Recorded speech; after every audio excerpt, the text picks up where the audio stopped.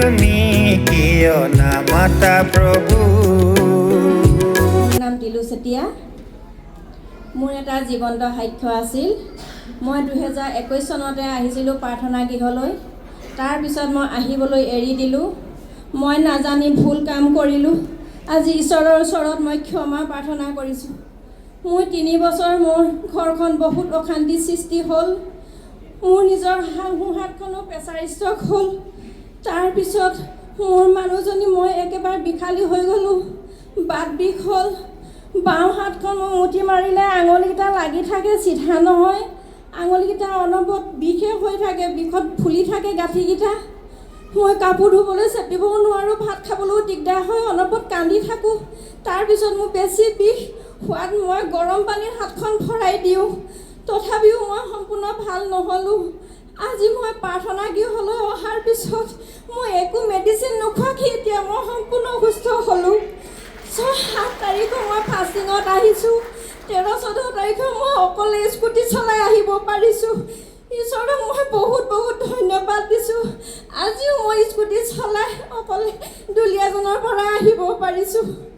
সকলো তাক দেখি মোক আশীৰ্বাদ কৰিব। মই সদায় গৃহমণ্ডলীলৈ যাওঁ। আমাৰ দুলীয়াজান গৃহমণ্ডলী মমী গগৈৰ ওচৰত মোক বহুত আশীৰ্বাদ দিলে। ইমানতে মোৰ সাক্ষ্য সামৰণি মাৰিছোঁ। মোৰ নাম ব্ৰজেন দাস।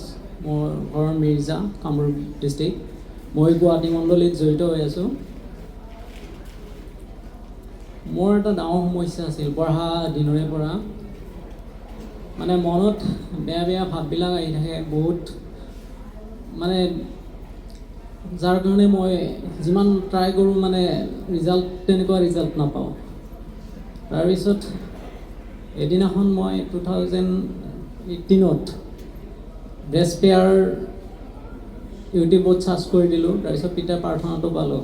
পাই পেলাই এটা বাক্য আছিলে মুঠি 11:28 পদ। সেই বাক্যতে মোক অন্তৰ চুই গ'ল আৰু মই ইয়াত পবিত্ৰ গৃহলৈ আহিলোঁ। 2018 চনতে আহিছিলোঁ, কিন্তু মই সাক্ষ্য দিব পৰা নাছিলোঁ। সম্পূৰ্ণৰূপে মোৰ এই সমস্যাটোৰ পৰা মই মুক্ত হোৱা নাছিলোঁ। তেতিয়াৰ পৰা এৰি আছিলোঁ আৰু বিভিন্ন ধৰণৰ ঘৰুৱা সমস্যা যিমানবিলাক ভুগি আছিলোঁ প্ৰাৰ্থনা কৰিলে সকলোবিলাক সমাধান হৈ গৈছিল। কিন্তু মোৰ এই মন খেলি মেলি আৰু এই বিভিন্ন ধৰণৰ চিন্তা, বেয়া চিন্তাবিলাক সেই সমস্যাটোৰ পৰা মই পৰিত্ৰাণ পোৱা নাছিলোঁ। যোৱা জানুৱাৰী মাহৰ 23-24 তাৰিখে আমাৰ গুৱাহাটী শাখামণ্ডলীৰ 2দিনীয়া লঘোণব্ৰত আছিলে আৰু ময়ো ইয়াত আহিছিলোঁ। আৰু পিতাই লঘোণব্ৰতৰ অন্তত পিতাই দেওবৰীয়া যি প্ৰাৰ্থনা আছিলে আৰু মঞ্চলৈ দাসদাসীবিলাকক মাতি পেলাই প্ৰাৰ্থনা কৰিবলৈ কৈছিলে আৰু মই অন্তৰে কান্দি কান্দি প্ৰাৰ্থনা কৰিছিলোঁ। আৰু পিতাই মোক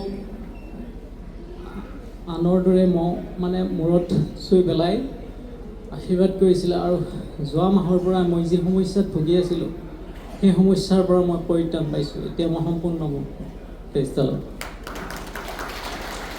মোৰ মানে বিচনাত আছিলোঁ, পূৰা উঠিব পৰা নাছিলোঁ, একো খাব নোৱাৰিছিলোঁ, পূৰা উল্টি হৈ আছিলোঁ, গা চা পূৰা টানি দিছিলে। মই আগত এনেকৈ নাছিলোঁ, ভাল আছিলোঁ। তাৰ বিচনাত পৰি আছিলোঁ। তাৰপাছত আমাৰ ঘৰৰ ওচৰত খুৰী এজনী তেল পানী দিলে, সেইটো খাই কিনি উঠিছোঁ। এতিয়া অলপ ভাল হৈছে। আজিৰ পৰা ঈশ্বৰৰ